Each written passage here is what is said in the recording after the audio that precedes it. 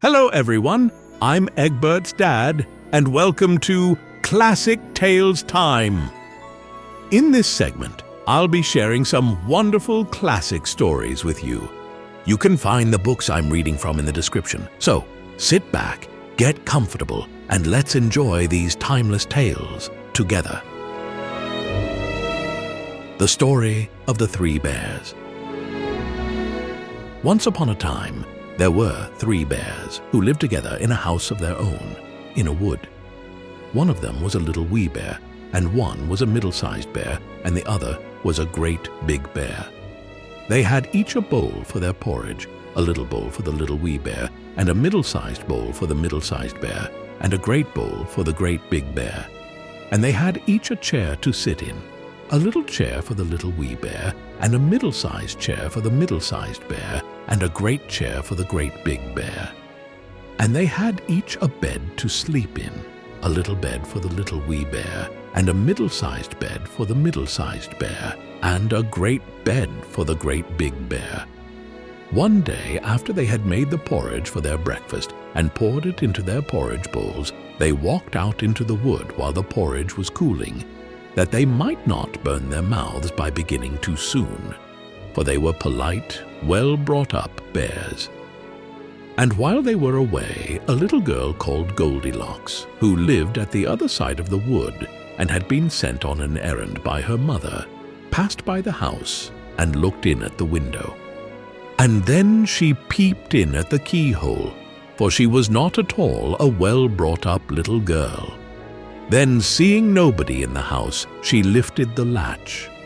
The door was not fastened because the bears were good bears who did nobody any harm and never suspected that anybody would harm them. So Goldilocks opened the door and went in, and well pleased was she when she saw the porridge on the table. If she had been a well-brought-up little girl, she would have waited till the bears came home, and then perhaps they would have asked her to breakfast. For they were good bears, a little rough or so, as the manner of bears is, but for all that very good-natured and hospitable. But she was an impudent, rude little girl, and so she set about helping herself. First, she tasted the porridge of the great big bear, and that was too hot for her. Next, she tasted the porridge of the middle-sized bear, but that was too cold for her. And then she went to the porridge of the little wee bear and tasted it, and that was neither too hot nor too cold, but just right. And she liked it so well that she ate it all up, every bit. Then Goldilocks, who was tired, for she had been catching butterflies instead of running on her errand, sat down in the chair of the great big bear, but that was too hard for her. And then she sat down in the chair of the middle-sized bear, and that was too soft for her. But when she sat down in the chair of the little wee bear, that was neither too hard nor too soft, but just right. So she seated herself in it, and there she sat till the bottom of the chair came out, and down she came, plump upon the ground, and that made her very cross, for she was a bad-tempered little girl. Now, being determined to rest, Goldilocks went upstairs into the bedchamber in which the 3 bears slept.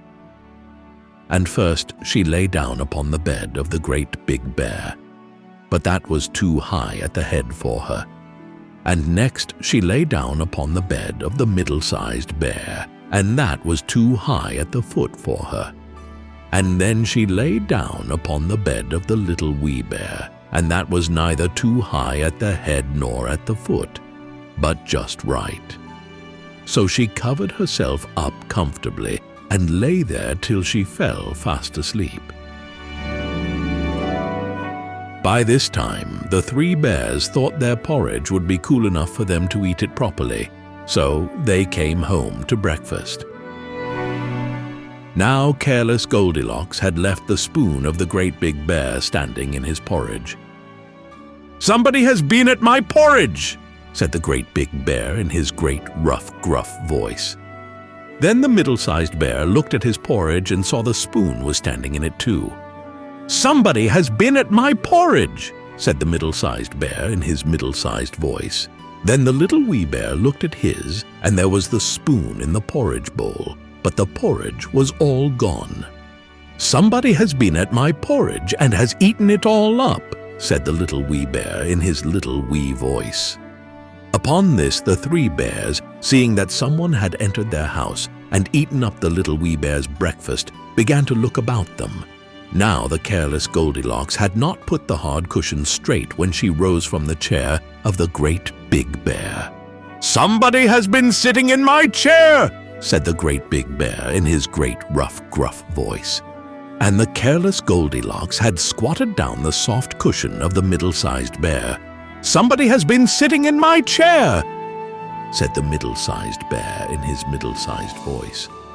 "Somebody has been sitting in my chair and has sate the bottom through," said the little wee bear in his little wee voice. Then the three bears thought they had better make further search in case it was a burglar, so they went upstairs into their bedchamber. Now Goldilocks had pulled the pillow of the great big bear out of its place. "Somebody has been lying in my bed," said the great big bear in his great rough, gruff voice. And Goldilocks had pulled the bolster of the middle-sized bear out of its place. "Somebody has been lying in my bed," said the middle-sized bear in his middle-sized voice. But when the little wee bear came to look at his bed, there was the bolster in its place, and the pillow was in its place upon the bolster, and upon the pillow there was Goldilocks' yellow head, which was not in its place, for she had no business there. "Somebody has been lying in my bed, and here she is still," said the little wee bear in his little wee voice. Now Goldilocks had heard in her sleep the great rough, gruff voice of the great big bear, but she was so fast asleep that it was no more to her than the roaring of wind or the rumbling of thunder. And she had heard the middle-sized voice of the middle-sized bear, but it was only as if she had heard someone speaking in a dream. But when she heard the little wee voice of the little wee bear, it was so sharp and so shrill that it awakened her at once. Up she started, and when she saw the three bears on one side of the bed, she tumbled herself out at the other and ran to the window. Now the window was open, because the bears, like good, tidy bears as they were, always opened their bedchamber window when they got up in the morning.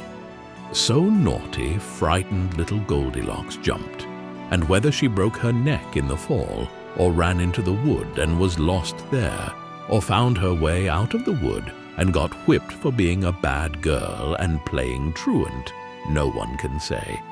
But the three bears never saw anything more of her.